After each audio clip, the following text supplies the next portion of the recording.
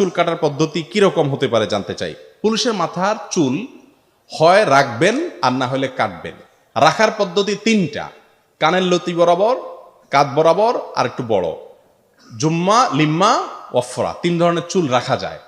আর যদি কাটেন, ছোট করেন, তাহলে পুরা মাথার চুল ছোট করবেন সমান করে। কিন্তু মাথার এখান দিয়ে কয়টা চুল রাখলেন, এদিক দিয়ে চাইছে ফেললেন, এদিক দিয়ে একেবারেই জিরো মারলেন মেশিনে, এদিক দিয়ে একেবারে বড় বড় আপনার তাল গাছের আঁশের মতো। এরকম অনেক ফুটবলার রাখে কি রাখে না? তো এদের দেখে দেখে আমাদের অনেক যুবকরাও রাখে, আছে না নাই? এটাকে হাদিসের ভাষায় বলা হয়েছে কাজা। কাজা পরিপূর্ণভাবে হাদিসে নিষেধ, এভাবে চুল কাটা জায়েজ না, এটা হারাম। এগুলো হলো এক রকমের মাতলামি। এই যে এখন দেখবেন কানে দুল পরে ছেলেরা, আছে না নাই?